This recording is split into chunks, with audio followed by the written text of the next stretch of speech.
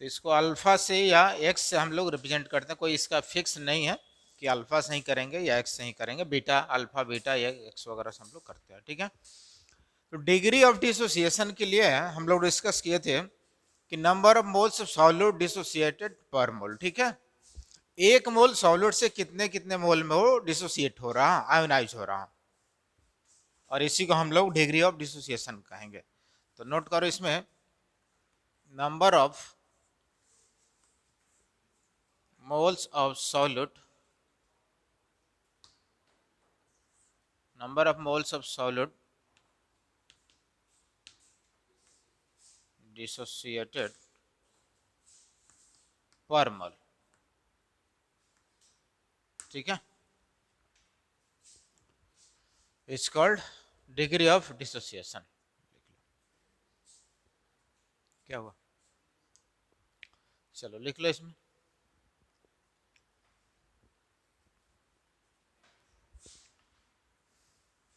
और इसी को हम लोग फाइनली क्या बोलेंगे, डिग्री ऑफ डिसोसिएशन। चलो नोट करो जल्दी,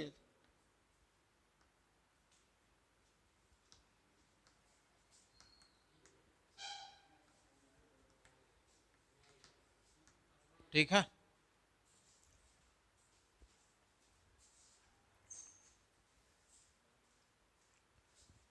तो इसको अल्फा से रिप्रेजेंट करें या बीटा से करें या एक्स से भी हम लोग कर सकते हैं।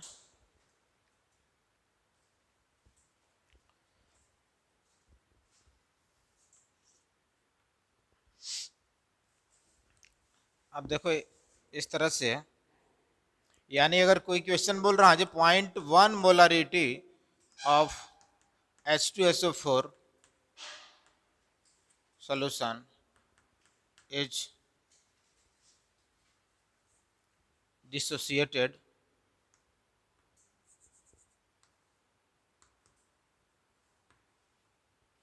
dissociated 98%, ठीक है। इसका मीनिंग क्या हुआ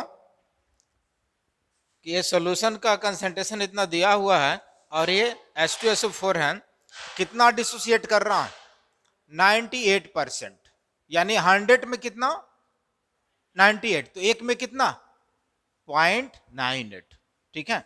यानी अगर इसमें अल्फा मुझे निकालना हो तो अल्फा कितना हो जाएगा, 0.98 मोल। चलो नोट करो, अगर 30% बोल रहा है तो इसका मीनिंग कितना हो जाएगा, अल्फा 0.3, 10% बोल रहा है इसका मीनिंग अल्फा 0.1, ठीक है। यानी ये बोल रहा है 0.1 मोलरिटी ऑफ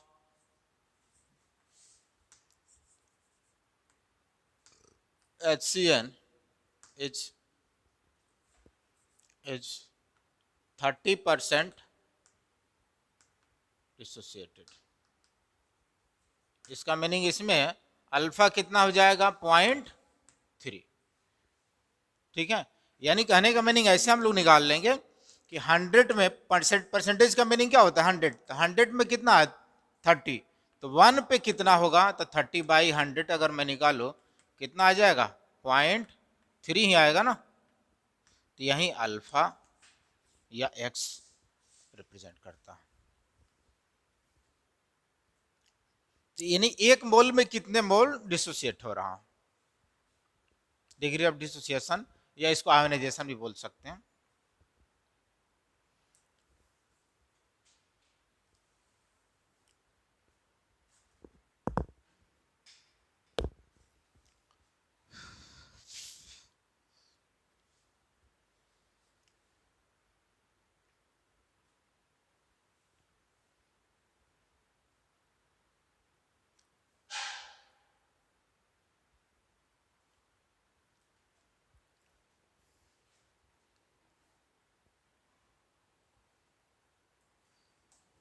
डस्टर किधर गया, वो डस्टर देना, रुक जाओ।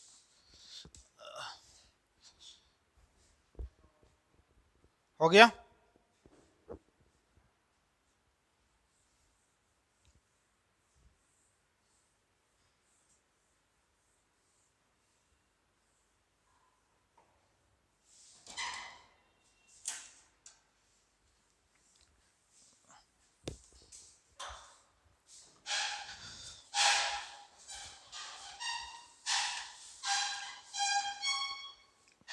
तो यहाँ पे वांट ऑफ फैक्टर हम लोग van't Hoff factor I calculate किए थे और क्या बताया कि number of moles of solute produced after dissociation और एसोसिएशन, ठीक है, कितना होगा। तो टोटल नंबर ऑफ आयंस जितना प्रोड्यूस हो रहा था उसी के equal van't Hoff factor I आ रहा था। तो वांट ऑफ फैक्टर आई हम लोग कैलकुलेट करेंगे तीन तरह के सब्सटेंस के लिए, ठीक है। एक तो यानी इलेक्ट्रोलाइट, ठीक है, और दूसरा नॉन इलेक्ट्रोलाइट। इन दोनों में क्या होगा, तो सबसे पहले हम लोग इसको ये देख ले कि इलेक्ट्रोलाइट और नॉन इलेक्ट्रोलाइट। जैसे क्वेश्चन में बार बार रिपीट कर रहा है, कोई बोल रहा है नॉन इलेक्ट्रोलाइट है, किसी को इलेक्ट्रोलाइट बोल रहा है, ठीक है। तो इलेक्ट्रोलाइट का मीनिंग है नॉन इलेक्ट्रोलाइट, यानी क्या होगा, तो इलेक्ट्रोलाइट का मीनिंग कि जो आयोनाइज हो सके, और नॉन इलेक्ट्रोलाइट का meaning which can not ionised, ठीक है। तो इसमें क्या लिखोगे, वैसा सॉल्यूट या वैसा सब्सटेंस जो आयोनाइज ना हो सके, तो इसमें लिख लेना which can not ionised into ions, ठीक है, जो आयंस में ब्रेक ना हो पाए, टूटे ना, किस कंडीशन पे, यानी सॉल्यूशन में, एक्वस सॉल्यूशन में, इन वाटर, इन H2O। तो वाटर में जो आयोनाइज ना हो सके, सॉल्वेंट में आयोनाइज ना हो सके, उसको हम लोग नॉन इलेक्ट्रोलाइट बोलेंगे। और इसमें है which can ionise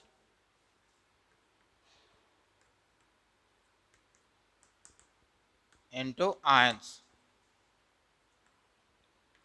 in water, ठीक है। हाँ, ये जरूरी है, कंपलसरी है, ठीक है, यानी सॉल्वेंट में चाहिए, ठीक है। तो हर जगह क्या ले रहे हैं हम लोग, एक्वस सॉल्यूशन। एक्वस सॉल्यूशन का मीनिंग वाटर सॉल्वेंट। तो वाटर में डालने पे यानी डिजॉल्व हो जाए और आयोनाइज हो जाए, उसको हम लोग क्या बोलेंगे, इलेक्ट्रोलाइट है। जो आयोनाइज नहीं होगा, डिजॉल्व कर जाएगा, घुल जाएगा, लेकिन आयोनाइज ना हो, आयंस में ब्रेक ना हो, that will be non electrolyte, ठीक है। चलो नोट करो।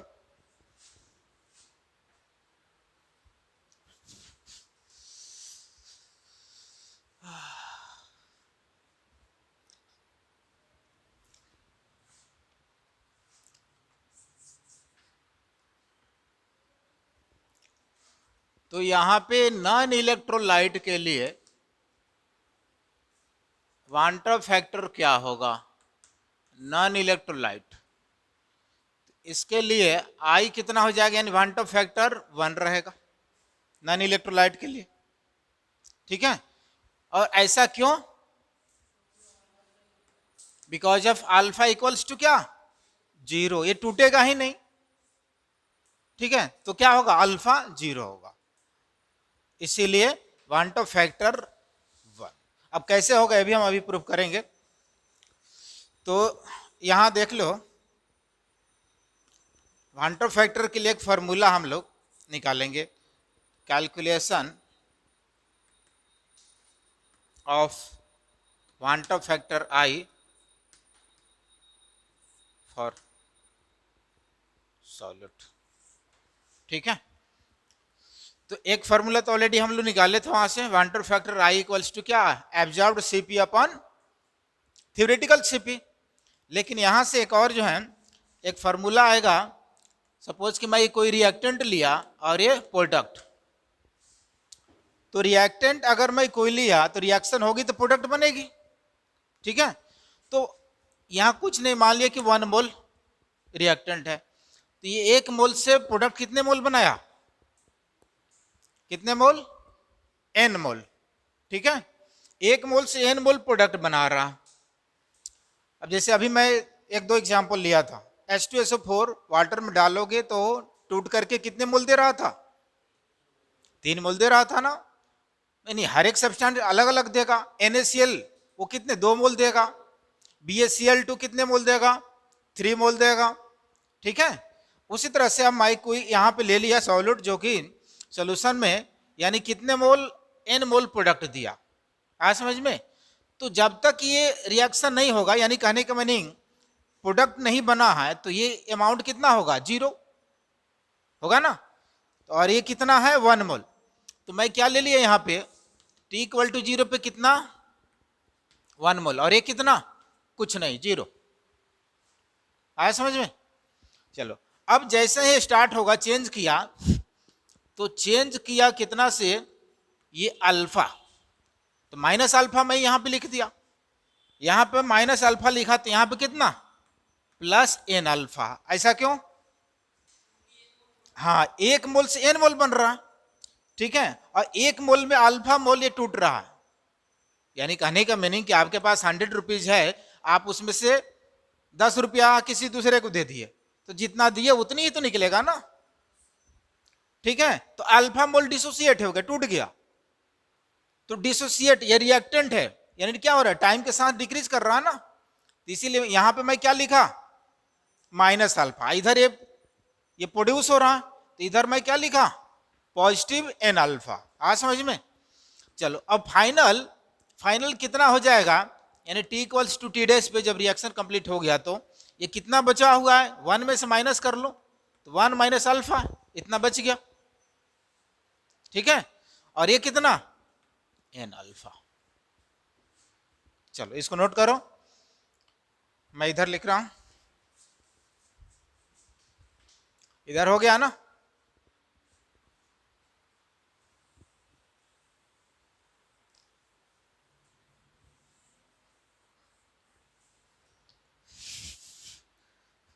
बड़ी गर्मी हो रहा है।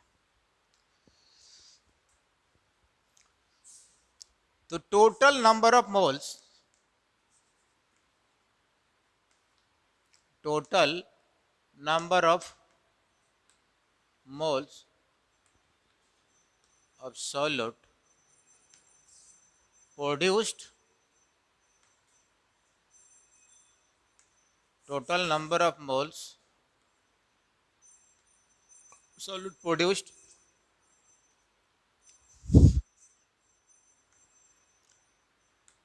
after dissociation,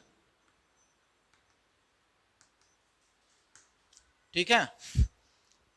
और यहीं क्या डिफाइन करता है? Total number of moles dissociation के बाद कितने प्रोड्यूस हुआ, इसी को तो हम लोग क्वांटम फैक्टर बोलते हैं ना।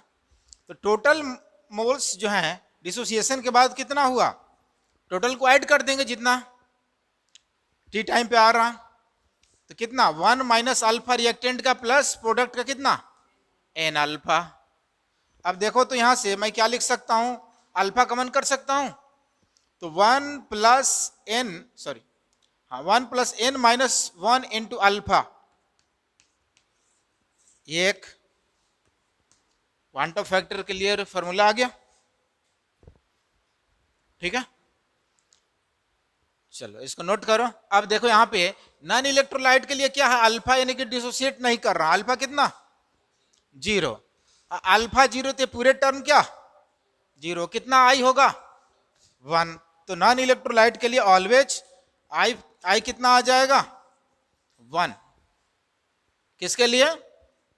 For non electrolyte.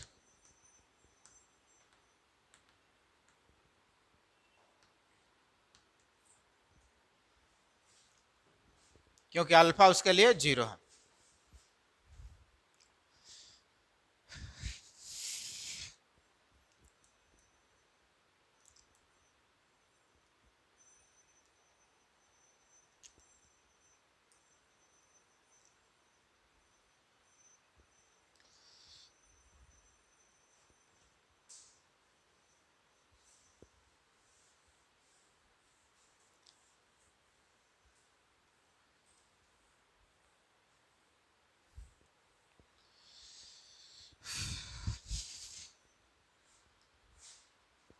अब इलेक्ट्रोलाइट के लिए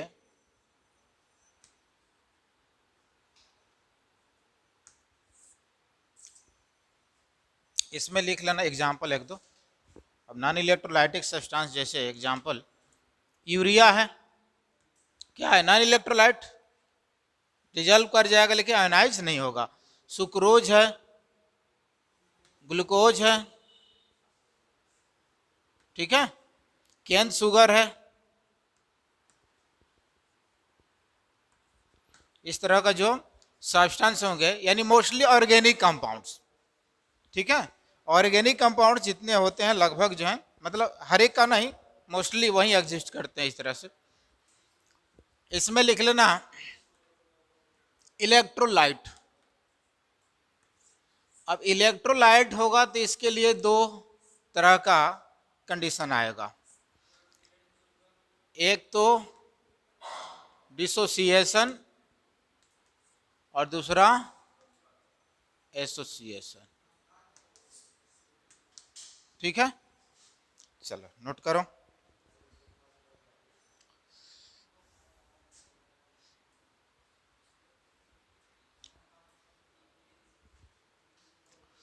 तो डिसोसिएशन के केस में अल्फा सॉरी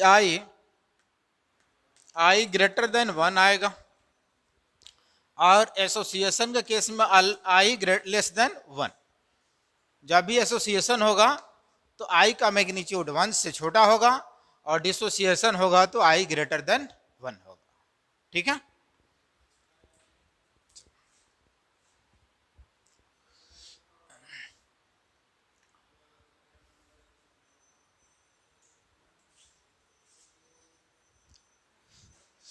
हो गया। चलो देखो यहाँ पे, अब इलेक्ट्रोलाइट है तो यहाँ पे दो तरह के सिचुएशन आया, एक तो डिसोसिएशन, दूसरा एसोसिएशन। लेकिन इसके अलावा और भी, जैसे स्ट्रॉन्ग और वीक, ठीक है। फर्स्ट पॉइंट में ले रहा हूं स्ट्रॉन्ग इलेक्ट्रोलाइट, स्ट्रॉन्ग इलेक्ट्रोलाइट, ठीक है। अब स्ट्रॉन्ग इलेक्ट्रोलाइट किसको बोलेंगे? All strong acids, all strong bases, ठीक है, और ऑल टाइप्स ऑफ सॉल्ट। तो जितने भी स्ट्रॉन्ग एसिड्स होंगे या स्ट्रॉन्ग बेसिस, ठीक है, स्ट्रॉन्ग इलेक्ट्रोलाइट की कैटेगरी में आएंगे, और ऑल टाइप्स ऑफ सॉल्ट भी स्ट्रॉन्ग इलेक्ट्रोलाइट की कैटेगरी में आएंगे। इसका मीनिंग कि जो स्ट्रॉन्ग इलेक्ट्रोलाइट होगा उसके लिए अल्फा का मैग्नीट्यूड कितना होगा? 1, यानी 100%। स्ट्रॉन्ग हम इसी बेस पर डिसाइड करते हैं कि जो 100% आयोनाइज हो जाए, जो कंप्लीटली आयोनाइज हो गया उसको स्ट्रॉन्ग की कैटेगरी में रखा गया, ठीक है।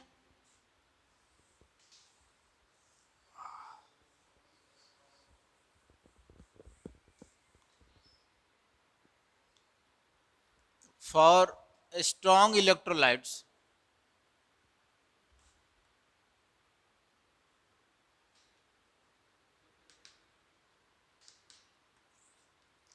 alpha equals to 1, that is 100% ionised. यानी जो सॉलिड या सब्सटेंस 100% आयोनाइज हो जाए उसको हम लोग स्ट्रॉन्ग इलेक्ट्रोलाइट की कैटेगरी में रखेंगे। और 100% होने का मीनिंग 100 में 100 टूट गया, और इसीलिए क्या हो जाएगा? अल्फा 1 होगा। तो जब अल्फा 1 होगा तो आई फैक्टर कितना हो जाएगा? ग्रेटर देन 1, यानी आई इक्वल्स टू हम लोग क्या निकाले हैं? 1 + n-1 इंटू अल्फा, ठीक है। तो n क्या है यहां पे? नंबर ऑफ आयंस प्रोड्यूस्ड, यही है ना, आफ्टर डिसोसिएशन, आफ्टर डिसोसिएशन, ठीक है। और अल्फा क्या है? अल्फा डिग्री ऑफ आयोनाइजेशन और डिसोसिएशन, आयोनाइजेशन यानी, या डिसोसिएशन भी लिख लो। यानी कितने मोल टूट रहा है। तो अल्फा स्ट्रॉन्ग के लिए कितना है, 1 है, 100% आयोनाइज हो रहा है, और एन कितने मोल प्रोड्यूस हो रहा है उसके अकॉर्डिंग। ठीक है, इधर मिटा दूं।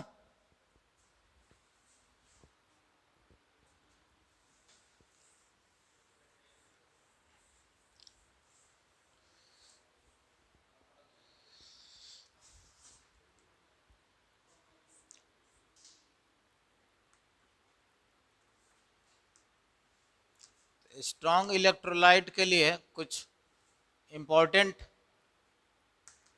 इलेक्ट्रोलाइट्स है, सब्सटेंस है, इसको याद रखना। ठीक है, अब जैसे स्ट्रॉन्ग एसिड,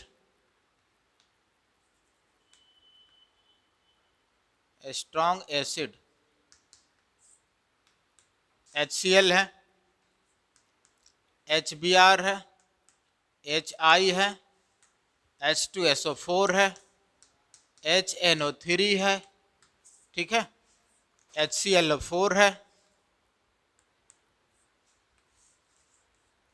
ये सब जितने हैं स्ट्रॉन्ग एसिड है, और स्ट्रॉन्ग एसिड है तो स्ट्रॉन्ग इलेक्ट्रोलाइट का काम करेगा।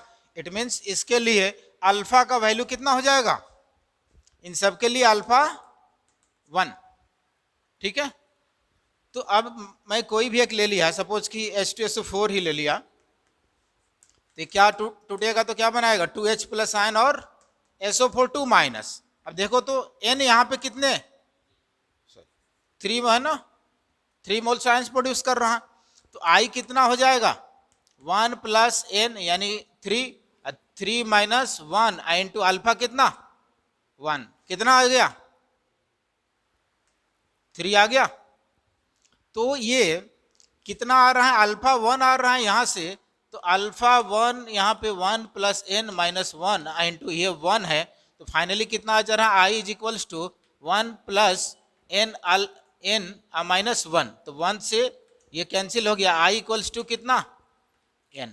तो इसीलिए हम लोग ये कैलकुलेशन के लिए जरूरत नहीं पड़ेगी स्ट्रॉन्ग के लिए। क्या आ रहा है स्ट्रॉन्ग में, आई कितना आ रहा है, number of moles of ion produce after dissociation, ठीक है, या आयोनाइजेशन। इसीलिए हम लोग डायरेक्ट भी कर सकते हैं, इतना करने के लिए जरूरत नहीं है एग्जाम में। हाँ, बट ये कैसे आया इसको मैं वेरीफाई किया। ठीक है, तो स्ट्रॉन्ग जहां भी होगा आई फैक्टर नंबर ऑफ मोल्स यानी ऑफ आयंस डिसोसिएटेड या प्रोड्यूस, ठीक है, उसके इक्वल आ जाएगा, जो कि यहाँ पे आ रहा है। ठीक है, चलो नोट करो।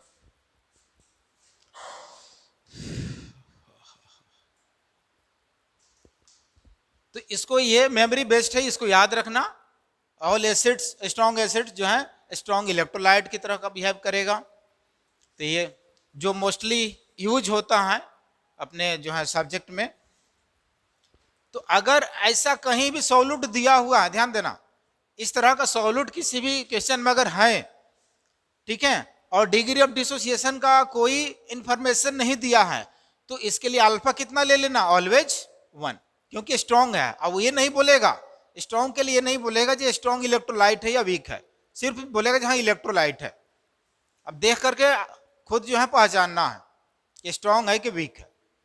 अगर स्ट्रॉन्ग होते हुए भी यानी कुछ दिया हुआ है जहां 2% डिसोसिएट कर रहा है, 5% कर रहा है, तो उस केस में जो दिया हुआ उसके अकॉर्डिंग चलना है, यानी वीक ही मानकर चलना है। अगर स्ट्रॉन्ग होते हुए भी दिया है तो, और नहीं अगर कुछ नहीं दिया है इंफॉर्मेशन, जहां ये 10% डिसोसिएट कर रहा है या 20% कर रहा है या 60% कर रहा है या 90% कर रहा है, और ये दिया हुआ इस तरह का, इसका मीनिंग स्ट्रॉन्ग है, स्ट्रॉन्ग की तरह बिहेव करेगा, तो अल्फा कितना होगा 1, और अल्फा 1 होगा तो आई फैक्टर कितना हो जाएगा, number of moles of ion produce after dissociation. ठीक है, चलो नोट कर लो।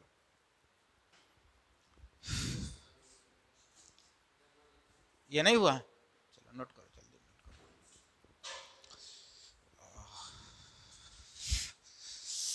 बड़ी गर्मी हो रहा है, फैन खराब हो गया।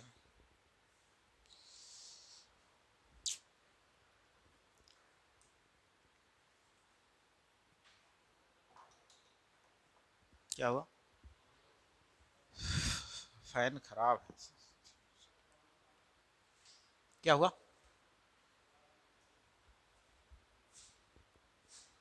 चल नहीं रहा है ना।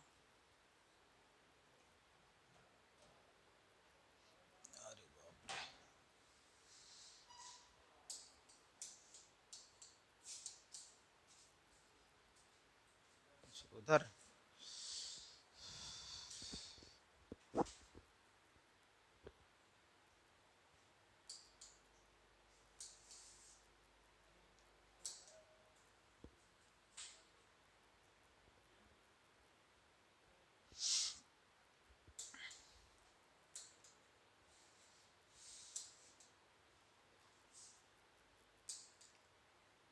ये भी जवाब ही दे दिया।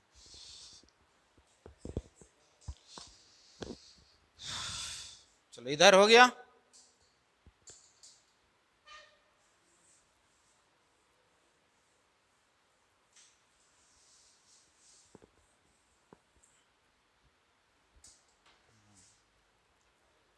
पहले ठीक चल रहा था।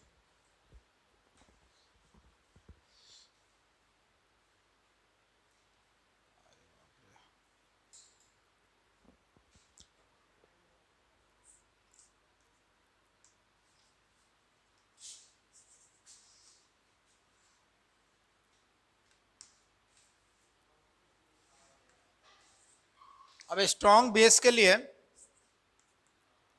अल्कली मेटल के जितने बेस होते हैं हाइड्रोक्साइड स्ट्रॉन्ग बेस होते हैं। जैसे NaOH हो गया, सीजियम हाइड्रोक्साइड हो गया, रुबिडियम हाइड्रोक्साइड हो गया, ठीक है, KOH हो गया, इधर बेरियम हाइड्रोक्साइड, ठीक है, और स्ट्रोनियम हाइड्रोक्साइड, ये सभी स्ट्रॉन्ग बेस होते हैं। तो इन सब के लिए भी क्या हो जाएगा, अल्फा 1, और अल्फा 1 होगा तो आई factor number of moles of ions के इक्वल हो जाएगा।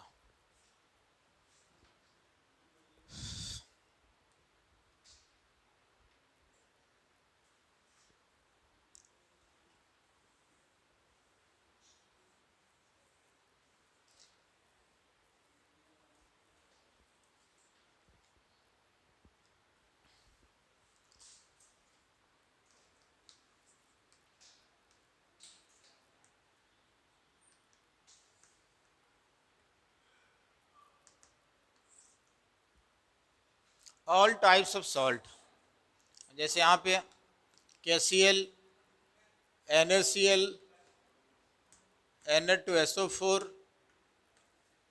Al2SO4 होल थ्राइस, BaCl2, ठीक है, इस तरह से बहुत सारे हैं।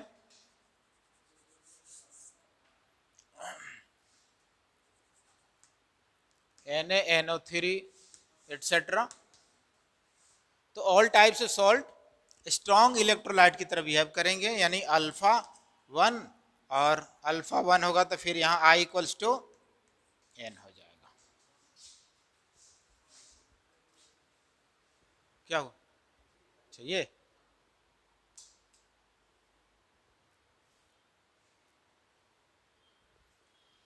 हाँ ठीक है, चलो लिख लो।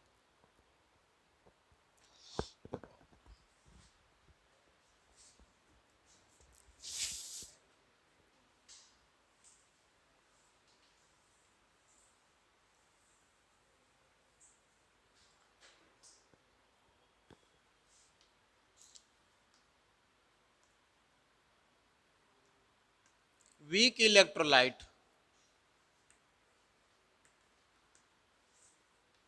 तो वीक इलेक्ट्रोलाइट का मीनिंग कि जो 100% आयोनाइज नहीं हो पाए, आयोनाइज हो, डिसोसिएट करे, बट वो 100% नहीं हो।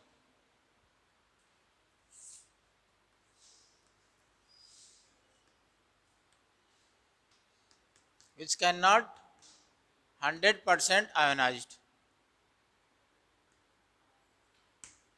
ठीक है। तो वीक के कैटेगरी में, यानी वीक इलेक्ट्रोलाइट में आ जाएगा एग्जांपल में वीक एसिड्स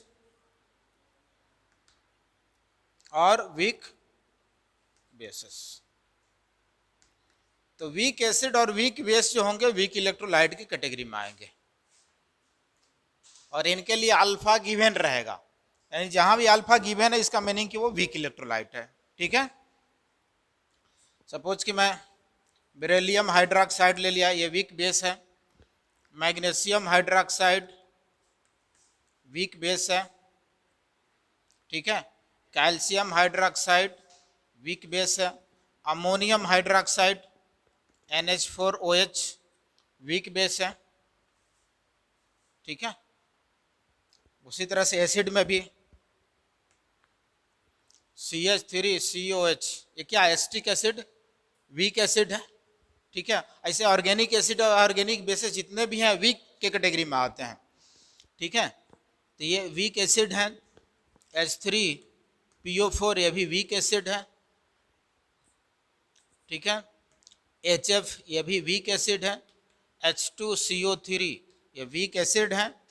यानी स्ट्रॉन्ग वाले को छोड़ करके जो बाद बाकी बचा वो सब वीक के कैटेगरी में ही आते हैं।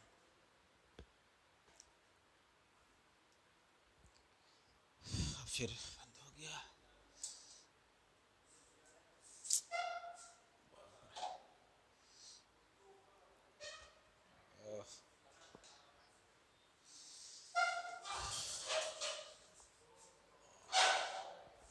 ये हो गया, खराब हो गया। एक फैन यहाँ पर रहना चाहिए था।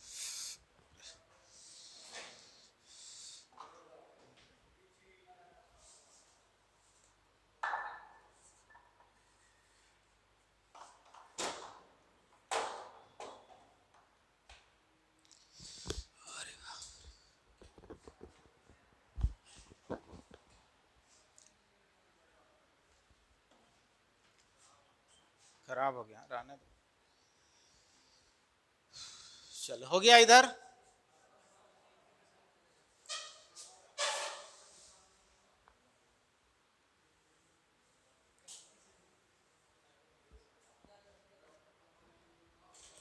तो वीक हो या स्ट्रांग हो, वांट ऑफ फैक्टर ऑलवेज क्या होगा, डिसोसिएशन के केस में ग्रेटर देन 1 होगा, ठीक है। एज फॉर एग्जांपल जैसे मैं ले लिया 0.15 molarity of CH3COH is 10% dissociated, ठीक है। तो ये वीक इलेक्ट्रोलाइट है, कह रहा है कि 10% डिसोसिएट हो रहा है। तो ये CH3COH डिसोसिएट करेगा तो H प्लस आयन एक्वस और CH3CO माइनस एक्वस। कितने मोल दिया है, N का मैग्नीट्यूड यहाँ पे कितना 2 मोल्स। तो I इक्वल्स टू, मैं क्या लिखूँ, अल्फा इसके लिए तो ऑलरेडी दिया हुआ है कितना, तो 1 प्लस N माइनस यानी 2 माइनस 1 इंटू अल्फा। यहाँ पे अल्फा दिया हुआ है तो 1 प्लस, ठीक है, अल्फा ये आ जाएगा। तो अल्फा जो भी हो 1 में कुछ ऐड करेंगे तो 1 से तो ग्रेटर नहीं होगा, ठीक है। 1 में हम कुछ भी ऐड करें तो जैसे अल्फा यहाँ पे कितना 10% दिया हुआ है, तो 10% का मीनिंग कि अल्फा का मैग्नीट्यूड 0.1। तो क्या आया, आई यहाँ पे आ गया वांट ऑफ फैक्टर 1 प्लस 0.1 यानी 1.1। इसलिए वीक इलेक्ट्रोलाइट हो या स्ट्रॉन्ग, जब डिसोसिएशन होगी तो always want Hoff factor greater than 1 होगा, ठीक है। चलो नोट करो।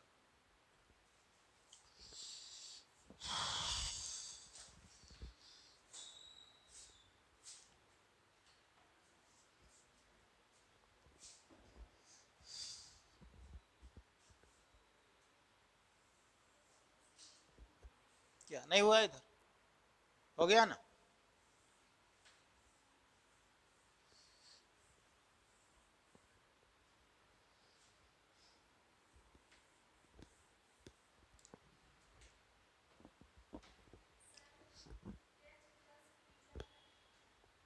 ये नीचे एक्वस AQ, एक्वस शॉर्ट में AQ लिखा जाता है।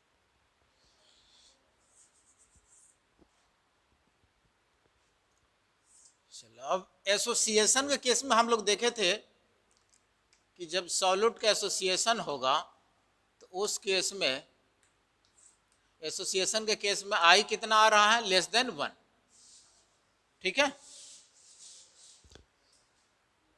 यानी यहाँ पे सपोज कि कोई सॉल्यूट है, n मोल सॉल्यूट है और वो एसोसिएट करके कितना मोल बना लिया, 1 मोल। यहाँ कुछ नहीं तो क्या है 1। सपोज कि यहाँ पे 2 मोल में लिया कोई सॉल्यूट, तो ये A2 बना, ये 1 मोल बना लिया, A2 टाइप्स। तो क्या कर लिया, डाइमराइज कर लिया, ठीक है। इसको हम लोग बोलते हैं डाइमर। इसी तरह से 3 मोल कोई सॉल्यूट है तो 1 मोल बना लिया, तो इसको हम लोग बोलेंगे ट्राइमर, ठीक है। सिमिलरली अगर n मोल से बना रहा है तो n मोल से अगर 1 मोल बना रहा है, इसको हम लोग क्या बोलेंगे, पॉलीमर,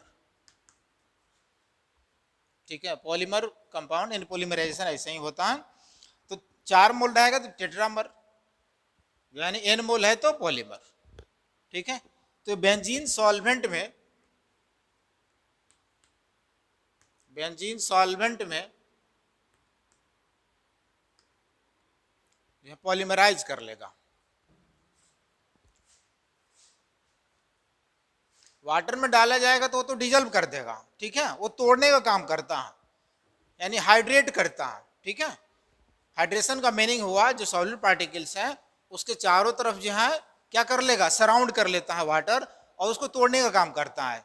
पोलर है ना, वाटर क्या पोलर सॉल्वेंट है, और बेंजीन नॉन पोलर सॉल्वेंट है, तो ये तोड़ नहीं सकता, ये एसोसिएट कर देता है। तो इसीलिए बेंजीन सॉल्वेंट में सॉल्यूट का पॉलीमराइजेशन हो जाता है, यानी डाइमर फॉर्म बना लेगा, ट्राइमर बना लेगा, या टेट्रामर बनाएगा, या इसी n मोल होगा तो पॉलीमर। तो यहाँ पे n मोल से क्या बना रहा है, 1 मोल बना रहा, ठीक है। तो इसके लिए एक फॉर्मूला आता है I equals to 1 plus 1/n-1 into alpha. अब यहाँ पे मैं इसको जो है बीटा लिख दे रहा हूं, जो एसोसिएशन हो रहा है उसके लिए, एसोसिएशन के लिए मैं बीटा मान लिया, ठीक है।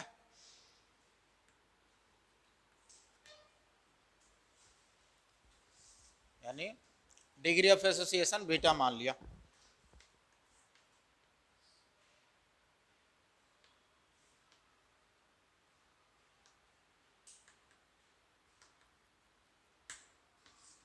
बीटा का डिग्री ऑफ एसोसिएशन। तो अब ये आ गया। तो n जो है यहाँ पे कितना है, देखो तो n 2 है, 3 है, इस तरह से 4 ऐसे आते रहेगा, ठीक है। यानी कितना मोल से 1 मोल बन रहा है, वही n होगा यहाँ पे, नंबर ऑफ मोल्स।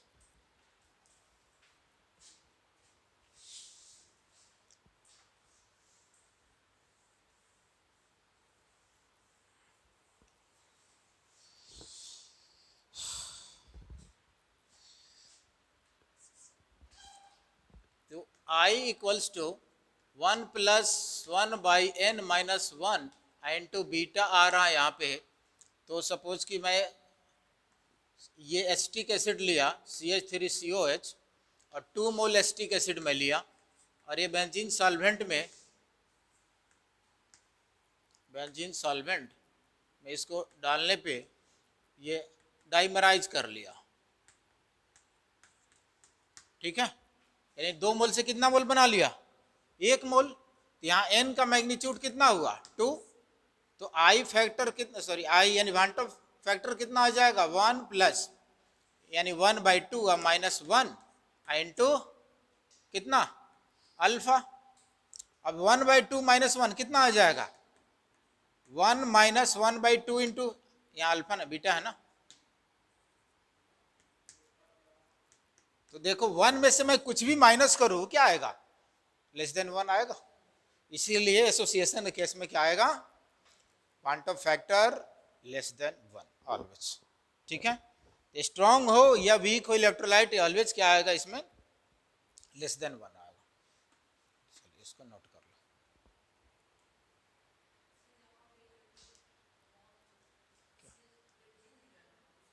दूसरा भी है लेकिन नॉन पोलर होने चाहिए, बेंजीन है, टॉल्यूइन है, और भी बहुत सारे, यानी जो पॉलीमराइज कर सके, एसोसिएट कर सके। वाटर तो उसको जो है तोड़ देगा, आयोनाइज कर देगा।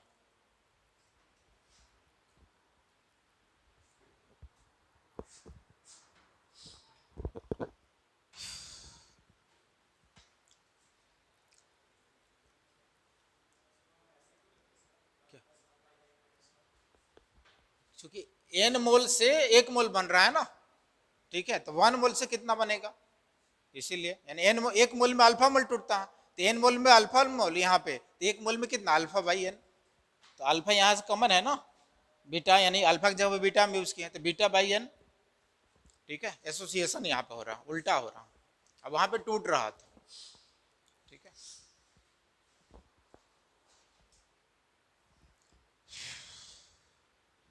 तो ये डिसोसिएशन का, एसोसिएशन के लिए, डिसोसिएशन के लिए, नॉन इलेक्ट्रोलाइट के लिए, इलेक्ट्रोलाइट के लिए, ठीक है, फिर इलेक्ट्रोलाइट में स्ट्रॉन्ग वीक, ये ध्यान रखना, ठीक है, क्लियर यहां तक।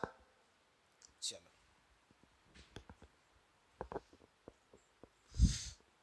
कुछ क्वेश्चन देखो तो क्या, हाँ अभी है तो कल पूरा दोनों क्लास लग जाएगा, सुबह शाम।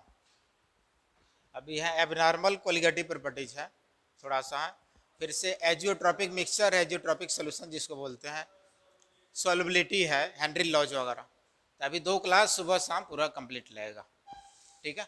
चलो लिखो क्वेश्चन, लिखो तो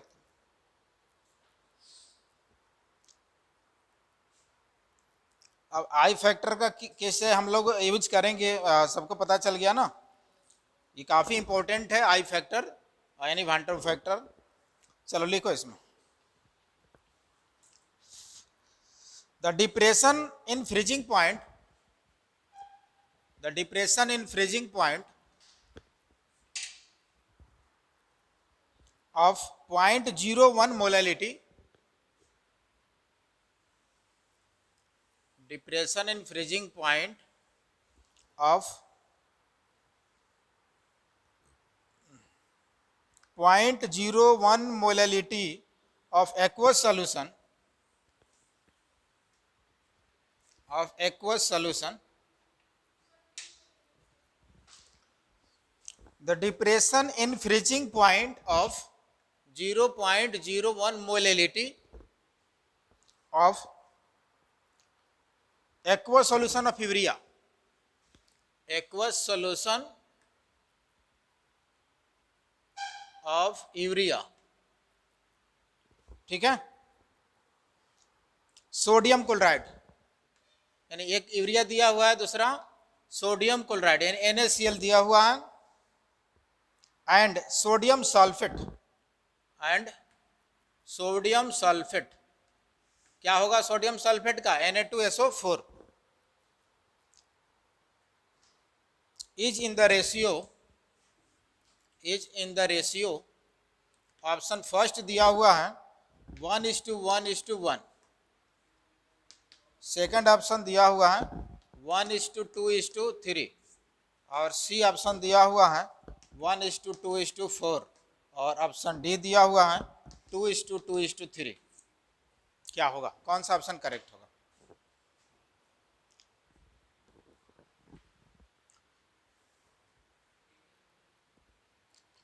ये एक यूरिया है, दूसरा NaCl है, तीसरा सोडियम सल्फेट सोल्यूशन है, सबकी मोलिलिटी क्या है, कांस्टेंट है, और क्या पूछ रहा है, freezing point, depression in freezing point, तो क्या होगा, delta TF is equals to I into KF into molality. तो यहाँ पे ध्यान दो, मोलिलिटी कांस्टेंट, KF भी कांस्टेंट सबके लिए, तो किस पे डिपेंड करेगा, आई फैक्टर पे, तो आई फैक्टर निकाल ले, यूरिया में कितना 1, NaCl में कितना 2, और इसमें 3, कौन सा करेक्ट हो जाएगा, बी ऑप्शन,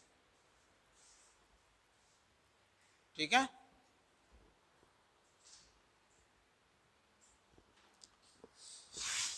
चलो next,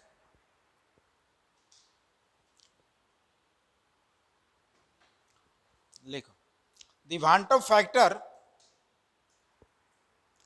the Van't factors for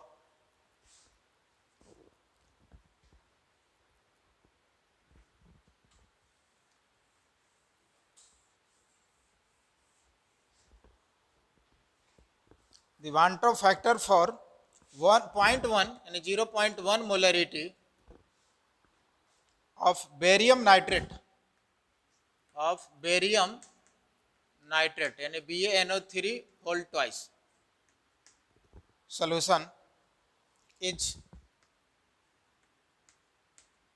दिया हुआ है 2.74 the degree of dissociation is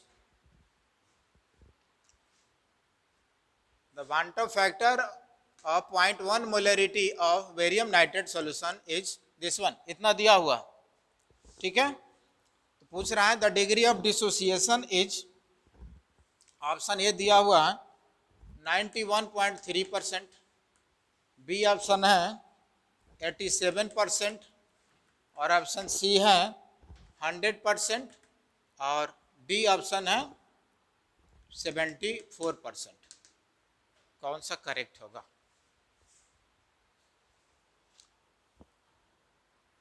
degree of dissociation दिया हुआ है, कंसंट्रेशन दिया हुआ है, मुझे निकालना है degree of dissociation. Quantum factor दिया हुआ,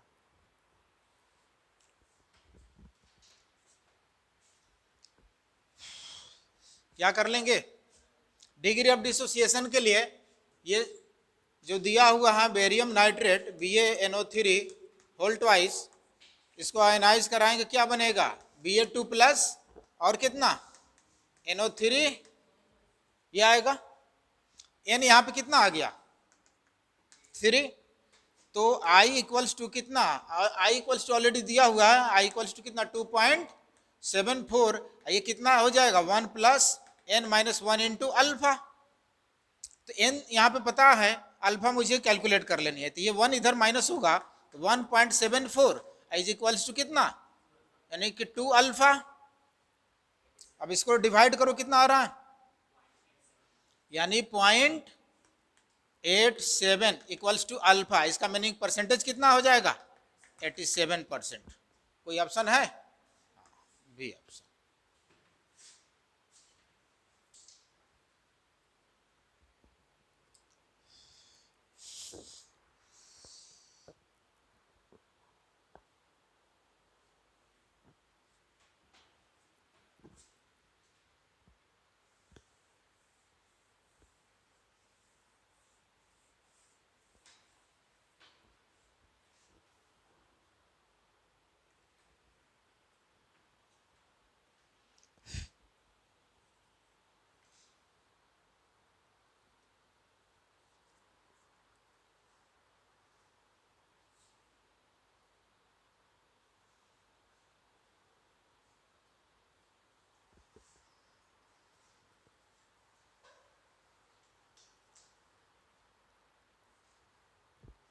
हो गया।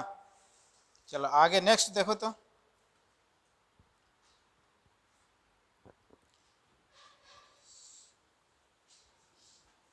which of the following aqueous solution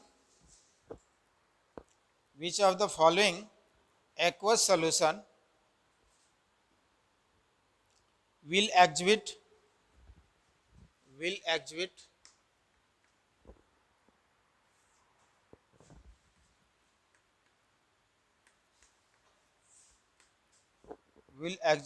highest boiling point?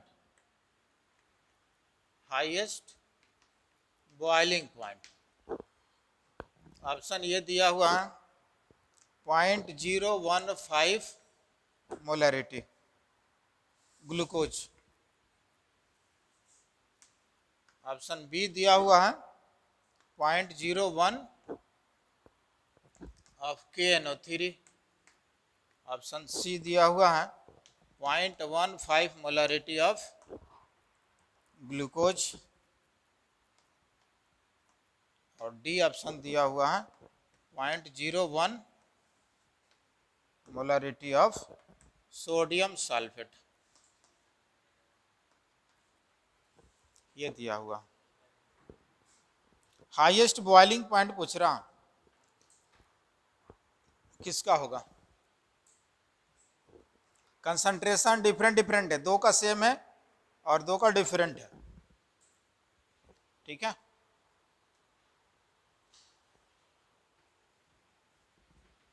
क्या हो जाएगा?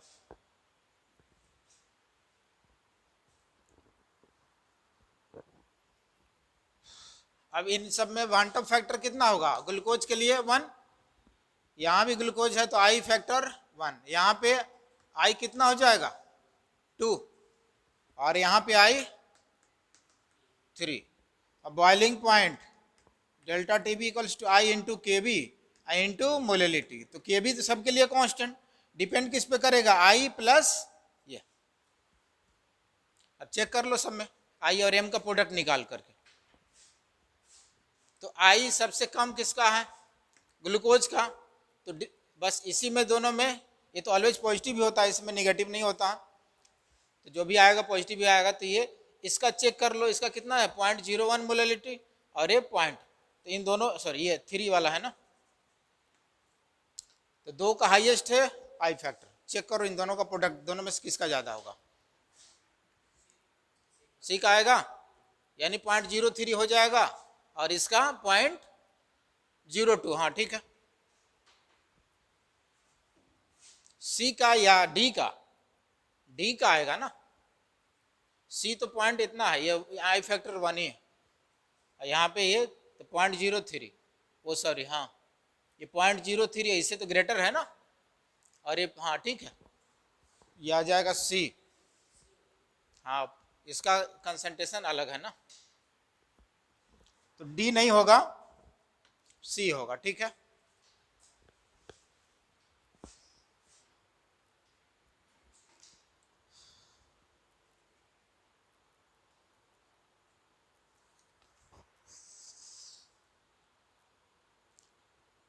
चलो एक नेक्स्ट हम लोग देखते हैं question. Aqueous solution of an aqueous solution of 0.004 molarity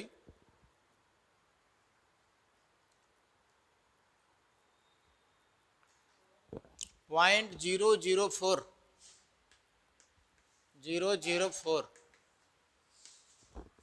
molarity and sorry molality sodium sulfate and 0.01 molarity of glucose are isotonic अभी नहीं पढ़े, अभी मैं बता रहा हूँ, लिखो पहला है an aqueous solution of 0.004 molarity of sodium sulfate and 0.01 molarity of glucose are isotonic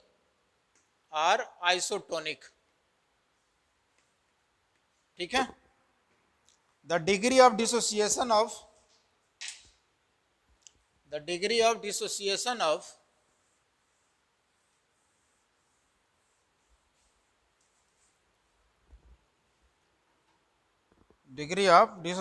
of sodium sulfate is यानी Na2SO4 इज फर्स्ट दिया हुआ 25% और सेकंड 60% और सी ऑप्शन दिया हुआ है 75% और डी 85%। क्या हुआ?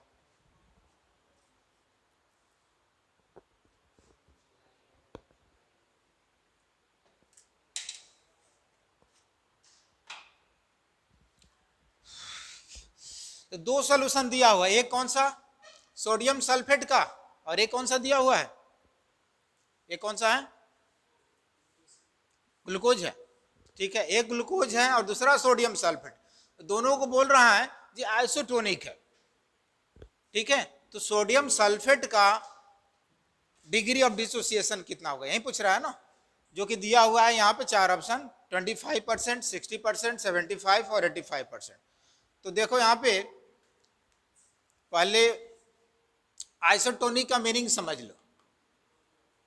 आइसोटोनिक सॉल्यूशन, आइसोटोनिक सॉल्यूशन का मीनिंग क्या होता है पता है? हाँ, यानी ऐसे 2 सॉल्यूशन जिनका ऑस्मोटिक प्रेशर सेम हो, कांस्टेंट हो। ठीक है, उसको आइसोटोनिक बोलेंगे। तो इसमें लिख लो 2 सॉल्यूशन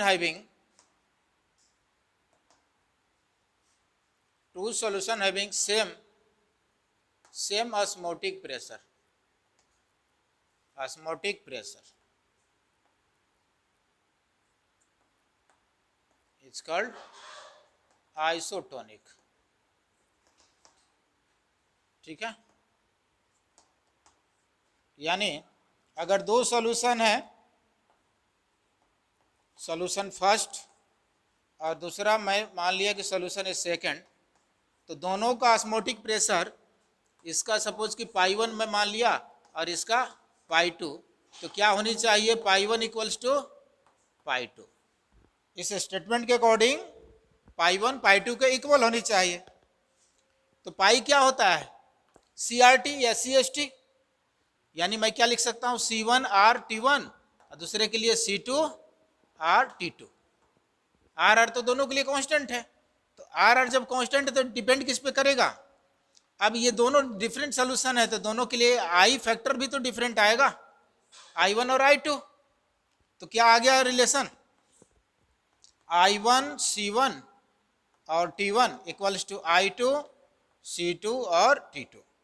अभी इसमें से जो दिया हुआ पुट कर लो और जो फाइंड आउट करनी है वो निकाल सकते हो। ठीक है, तो ये अब टेम्परेचर का कुछ नहीं दिया, इसका मीनिंग टेम्परेचर भी क्या है, कांस्टेंट।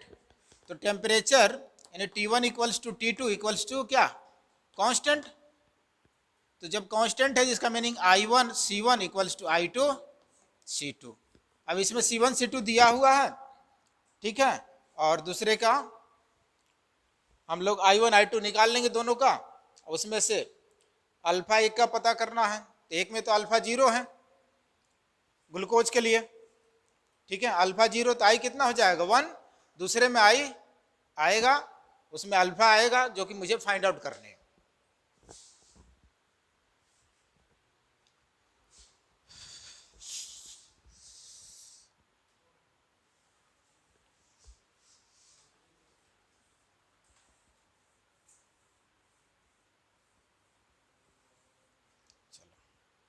तो इसमें क्या आ गया relation finally, I1 C1 equals to I2 C2। अब C1 C2 कितना कितना दिया हुआ है, ये अगर मैं ग्लूकोज के लिए मान लिया तो ये किसके लिए हो जाएगा, सोडियम सल्फेट। ठीक है, तो ग्लूकोज के लिए I1 कितना 1 और C1 कितना दिया हुआ है, ग्लूकोज का कंसंट्रेशन कितना 0.004। ठीक है, और इसमें इसके लिए C2 कितना दिया हुआ है, पॉइंट, सोडियम सल्फेट का कंसंट्रेशन कितना है, उल्टा लिख दिया, चलो बताओ इसका ग्लूकोज का कितना है 0.01 ग्लूकोज का कंसंट्रेशन है, इसका I फैक्टर 1 हो जाएगा, इक्वल्स टू इसके लिए I2 कितना हो जाएगा, इसको तोड़ ले 3 हो जाएगा, यानी कि 3 इंटू सॉरी ये तो हम लोग को अल्फा इसमें निकालना है ना, तो हम लोग लिखेंगे यहाँ पे 1 प्लस n माइनस यानी कि 2 अल्फा। ठीक है, यही लिखेंगे ना, क्या मुझे डिग्री ऑफ डिसोसिएशन निकालना है ना, चलो ठीक है, नहीं I तो अभी निकालेंगे हम लोग, ये निकालेंगे, और C2 दिया 0.004, चलो I यहाँ से निकाल लो और I जो आएगा उसको हम लोग फिर उससे इक्वेट कर लेंगे। I कैलकुलेट करो कितना आ गया, ये पॉइंट के बाद 2 डिजिट, यहाँ 3 डिजिट है, यानी 0.4 आ जाएगा, तो I इक्वल्स टू आ गया 1/0.4, यानी क्या आ गया 10/4। इसको डिवाइड करो कितना आ गया 2 पॉइंट कितना 5, यही आएगा ना 5/2 यानी 2.5। चलो I आ गया मुझे इतना, और एक इसका I है सोडियम सल्फेट का, तो Na2SO4 आयोनाइज होने के बाद क्या बनाएगा Na+2 मोल और प्लस SO4 यही बनाएगा ना, तो यहां से I कितना आ गया 1 + 2 अल्फा, तो ये I और यहाँ I हम लोग कैलकुलेट कर चुके हैं, तो I का मैग्नीट्यूड यहाँ पे रख लो कितना आ गया 2.5 = 1 + 2 अल्फा, ये इधर माइनस हो जाएगा तो 1.5 इक्वल्स टू 2 अल्फा, तो अल्फा इक्वल्स टू कितना 1.5/2, यानी पॉइंट, इसका मीनिंग कितना 75%। कौन सा ऑप्शन करेक्ट हो जाएगा, सी number.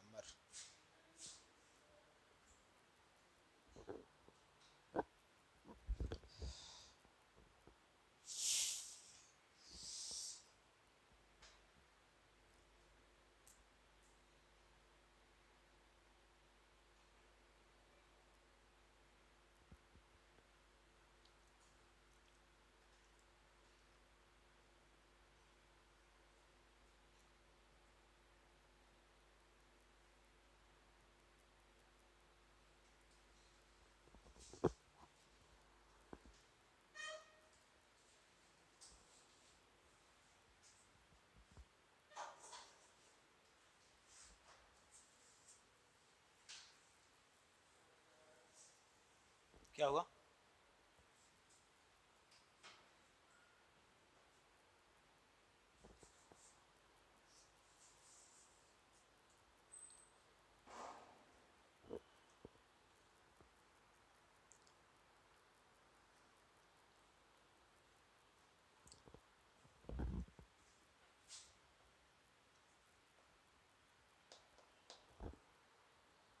at 27 degree Celsius,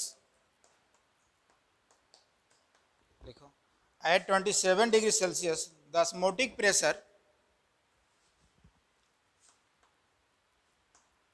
the osmotic pressure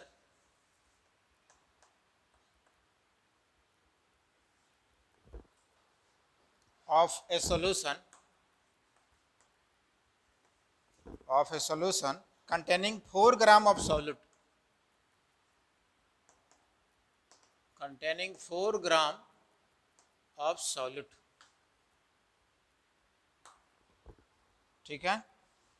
molar mass इसका दिया हुआ है,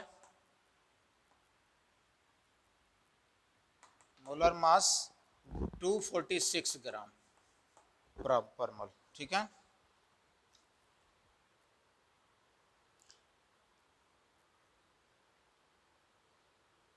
हो गया, ग्राम यानी ये इतना ग्राम पर लीटर,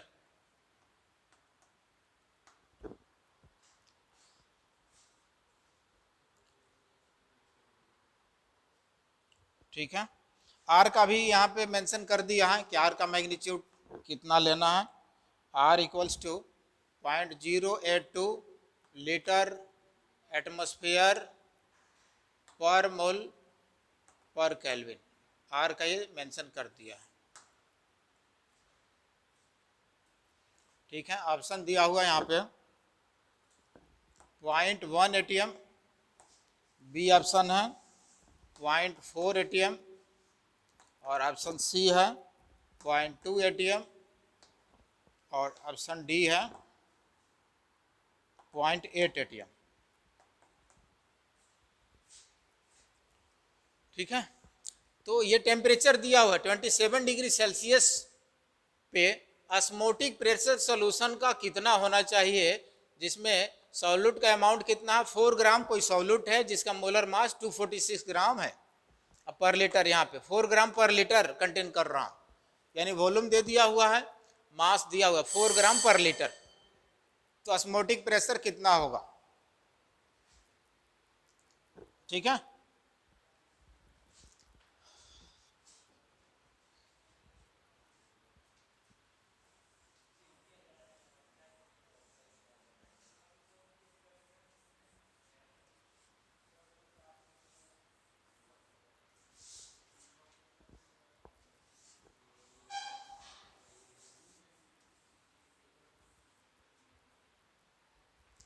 चलो इसको कैलकुलेट करो, तो ऑस्मोटिक प्रेशर क्या होता है, पाई इक्वल्स टू ICRT, ठीक है। अब आर का भी मैग्नीट्यूड ऑलरेडी दे दिया है, टेम्परेचर दे दिया है, कंसंट्रेशन निकालना होगा, और आई फैक्टर कुछ बोल रहा है कैसा सॉल्यूट है, कैसा है, इतना degree Celsius the osmotic pressure of solution containing this 1 gram of solute, ठीक है। यानी आई फैक्टर के बारे में कुछ नहीं बोल रहा है, जो सॉल्यूट जो है इलेक्ट्रोलाइट है या नॉन इलेक्ट्रोलाइट है, तो उससे हमको उसको मान कर चलेंगे क्या, नॉन इलेक्ट्रोलाइट है, यानी यहाँ पे आई फैक्टर 1 ही लेकर चलेंगे। तो क्या मिल जाएगा, पाई इक्वल्स टू CRT। अब कंसंट्रेशन मुझे पता करना होगा, R और T ऑलरेडी दिया हुआ, कंसंट्रेशन निकाल लो। क्या आएगा कंसंट्रेशन, मोल बाई वॉल्यूम होता है, यानी मोल पर लीटर सॉल्यूशन। तो पर लीटर दिया हुआ है, सिर्फ मास को, गिवन मास को मोल्स में कन्वर्ट कर लो, डायरेक्ट मुझे कंसंट्रेशन मिल गया, क्योंकि 4 ग्राम पर लीटर दिया हुआ है, इसका मोलर मास भी दिया हुआ। चलो डिवाइड करो, कितना है, क्या करोगे 4 बाई, यानी V तो 1 लीटर है, और इसको डिवाइड कर लो कितना से, मोलर मास 246 से, तो कंसंट्रेशन मुझे मिल गया।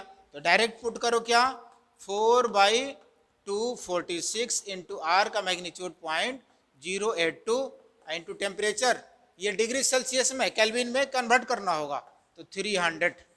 चलो इसी को सॉल्व कर लो, आ जाएगा।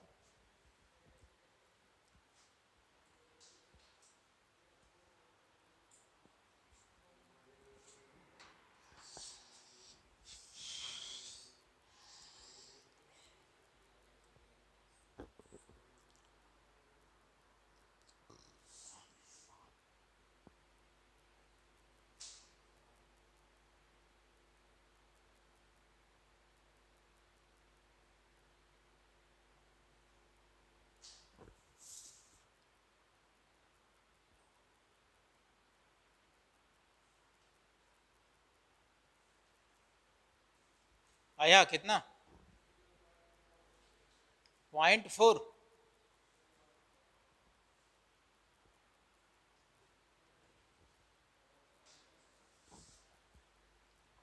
कौन सा आ रहा है का ऑप्शन, बी। देखो अप्रॉक्स में 100 कर लो फटाफट, ऐसे ऑप्शन तो 0.41, ठीक है, तो बी हो गया, ठीक है।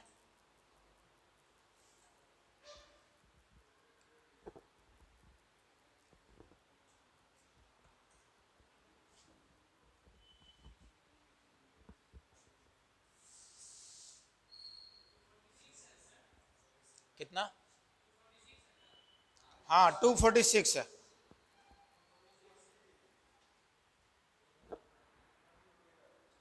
ये 240 नहीं है, 246 है, 0.4 तो यही बी हो जाएगा, 0.1 सबका अलग अलग कैसे आ रहा है, देखता हूँ, सेम आना चाहिए, कौन सा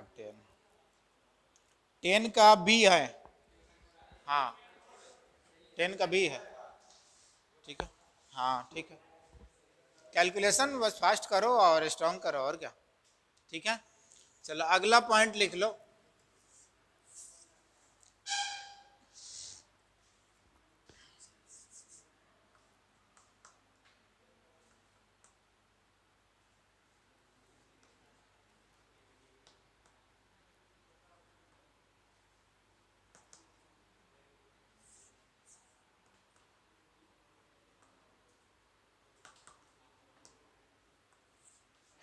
एबनॉर्मल कोलिगेटिव प्रॉपर्टीज।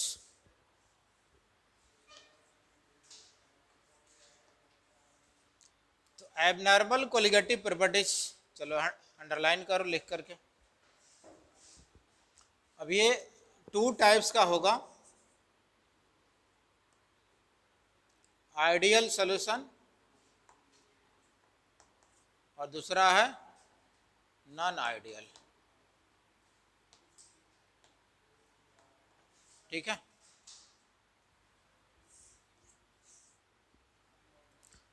तो आइडियल और नॉन आइडियल के लिए कैसे हम आइडेंटिफाई करेंगे कोई आइडियल है या नॉन आइडियल सॉल्यूशन है, तो इसमें लिख लेना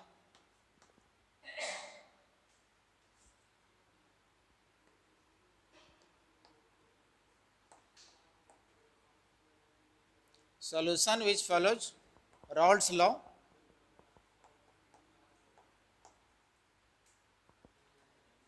is called आइडियल सॉल्यूशन, और इसमें है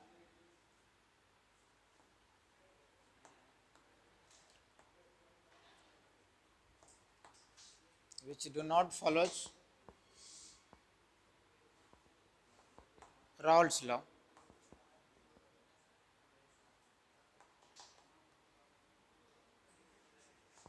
It's called non-ideal solution. ठीक है, तो जो सॉल्यूशन रॉल्स लॉ को फॉलो करेगा उसको आइडियल, जो रॉल्स लॉ को फॉलो नहीं करता है उसको नॉन आइडियल सॉल्यूशन बोलते हैं।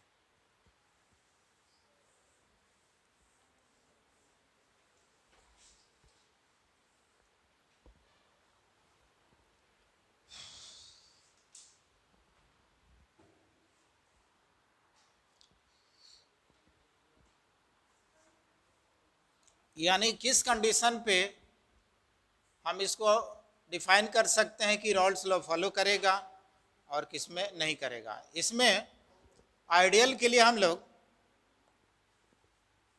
एब्जॉर्ब्ड सीपी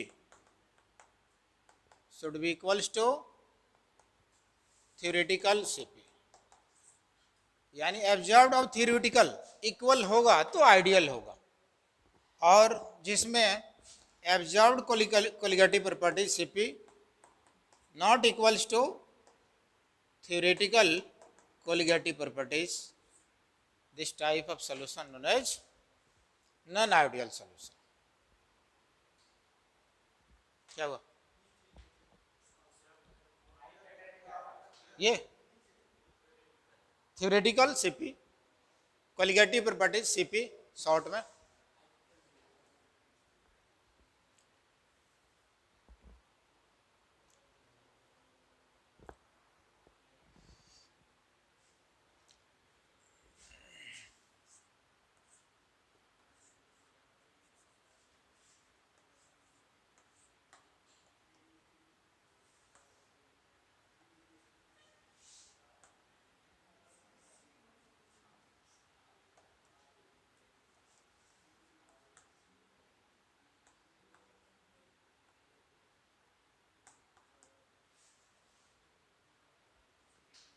चलो देखो यहाँ पे, यानी यहाँ पे 1 मोल यूरिया मैं लिया और यहाँ पे 1 मोल क्या लिया हूँ NaCl, दो मैं सॉल्यूशन लिया हूँ, दो सॉलिड पार्टिकल लिया, एक में यूरिया और दूसरे में NaCl है, और मुझे यहाँ पे पता करना है कि कौन से रॉल्स लॉ कौन से आइडियल सॉल्यूशन होगा और कौन से नॉन आइडियल होगा। तो एब्जॉर्ब सीपी यानी कोलिगेटिव प्रॉपर्टीज और थ्योरेटिकल कोलिगेटिव प्रॉपर्टीज, ठीक है, इसमें इसके बेस पे हम लोग डिफाइन करेंगे। जैसे यहाँ पे एब्जॉर्ब का मीनिंग कि कितना हम लोग उसमें ऐड कर रहे हैं, कितना डाला हुआ है, ठीक है, और फाइनली डालने के बाद टूटने यानी डिसोसिएट कर रहा है या नहीं कर रहा है, तो फाइनल क्या बन रहा, ठीक है। अब जैसे यहाँ पे यूरिया है तो अभी कितना मोल है 1 मोल, और ये डिजोल्व करने के बाद आयोनाइज तो होगा नहीं, जब आयोनाइजेशन नहीं होगा यानी डिसोसिएशन नहीं होगा तो इसका फाइनल कितना रहेगा, आई फैक्टर 1 ही रहेगा। तो थ्योरेटिकल और ऑब्जर्व दोनों क्या हो गया, सेम हो गया ना, तो ये चला गया किसमें, आइडियल में, ठीक है, ये आइडियल सॉल्यूशन बन गया। लेकिन इसमें आयोनाइज होने से पहले कितना मोल में डाल रहा हूं 1 मोल, लेकिन जब सॉल्यूशन बनाएगा, सॉल्यूशन में जाएगा तो कितने मोल में टूट जाएगा, तो ये I इक्वल्स टू 2 मोल हो गया। तो पहले कितना था 1 मोल, अब कितना हो गया 2 मोल्स।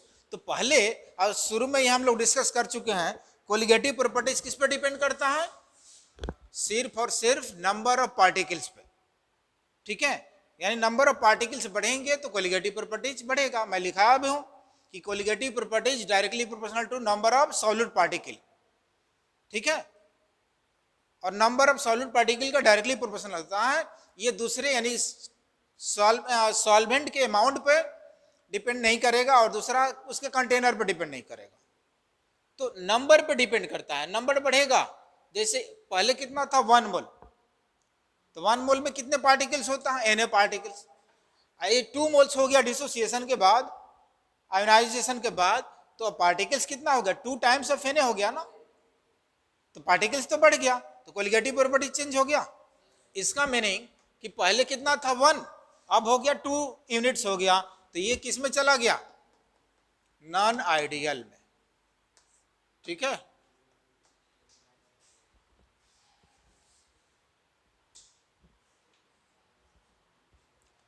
तो ऐसे हम लोग डिफाइन कर सकते हैं और पता कर सकते हैं कि कौन सा आइडियल सॉल्यूशन है और कौन से नॉन आइडियल सॉल्यूशन।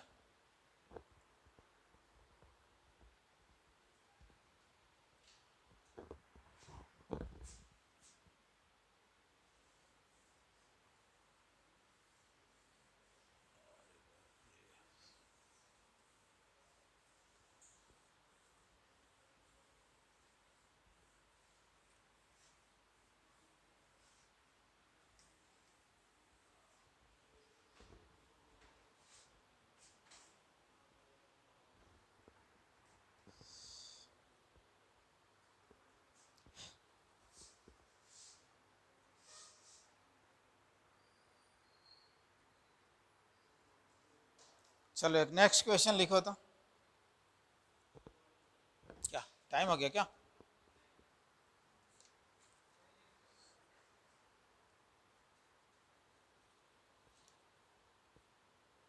चलो एक थ्योरेटिकल क्वेश्चन है, देखो यहाँ ये pressure cooker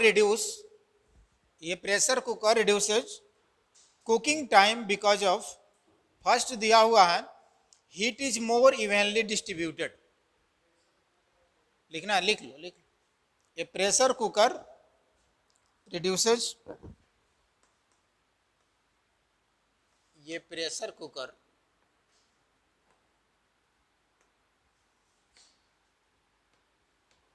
reduces cooking time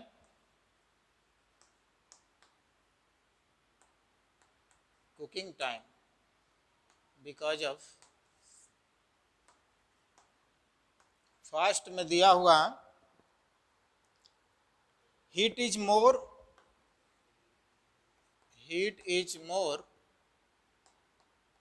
evenly distributed,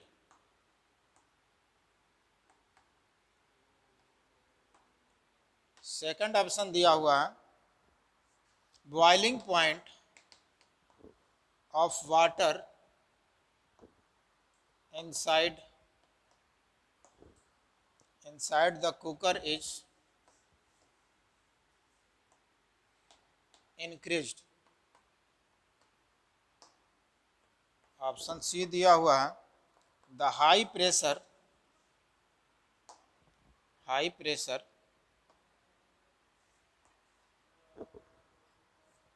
टेंडराइज्ड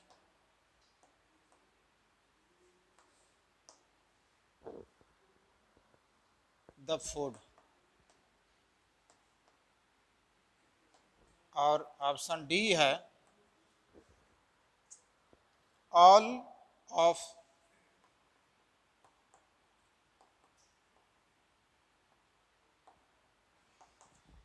तो यहाँ पे बोल रहा है 4 ऑप्शन दिया हुआ, ठीक है। तो ये कह रहा है कि प्रेशर कुकर कुकिंग टाइम को रिड्यूस कर देता है, तो क्या रीजन है जो प्रेशर कुकर में नहीं खाना जल्दी बन जाता है, ठीक है। तो उसके लिए रीजन क्या है, पहला दिया हुआ है कि heat is more evenly distributed, यानी प्रेशर कुकर के अंदर हीट ज़्यादा डिस्ट्रीब्यूट रहता है। दूसरा बोल रहा है जो boiling point of water inside the cooker is increased, ठीक है। उसके बाद बोल रहा है कि the high pressure tenderise the food और ऑल ऑफ द एबव, यानी ये तीनों होगा या कोई एक ही होगा। तो प्रेशर कुकर में खाना क्यों जल्दी बनता है, हम लोग ग्राफिकली भी देखे थे, प्रेशर कुकर का बॉइलिंग पॉइंट क्या हो जाता है, बढ़ जाता है ना। प्रेशर कुकर में सॉल्वेंट का जो है बॉइलिंग पॉइंट, वहाँ पे हम लोग देखे थे, इसका एक ऐसे रिलेशन देखे थे ना सॉल्यूशन के लिए, एटमॉस्फेरिक प्रेशर कांस्टेंट करके, ठीक है। तो प्रेशर कुकर के अंदर क्या होगा, ये बॉइलिंग पॉइंट उसका इंक्रीज कर जाता है, और इंक्रीज करेगा तो खाना जल्दी बन जाएगा। अब बॉइलिंग पॉइंट क्या होता है, कि जिस टेम्परेचर पे उस लिक्विड का या सॉल्वेंट का वेपर प्रेशर एटमॉस्फेरिक प्रेशर के इक्वल हो जाए, ठीक है, तो एटमॉस्फेरिक प्रेशर ही वो बढ़ जाता है, तो बॉइलिंग पॉइंट डायरेक्टली रिलेशन है उसके साथ, ठीक है, एटमॉस्फेरिक प्रेशर का वेपर प्रेशर का इन्वर्सली है। तो इसमें क्या कर देता है, ये H2O का बॉइलिंग पॉइंट इंक्रीज कर देता है, इसीलिए करेक्ट रीजन क्या होगा, बी। कौन सा है, बी।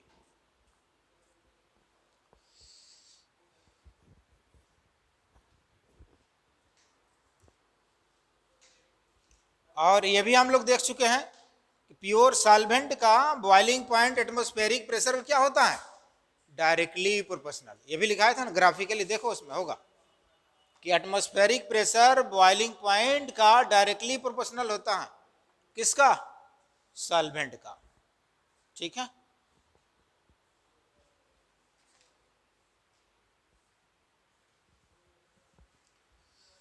हाँ, कहाँ पे, ऑल ऑफ द अबव, ये इंक्रीज शॉर्ट में, अरे अपवर्ड डायरेक्शन क्या होता है, इंक्रीजिंग का साइन होता है ना, और डाउनवर्ड डायरेक्शन डिक्रीजिंग का, ठीक है। अरे इतना दिनों के शॉर्ट फॉर्म अभी नहीं जाने।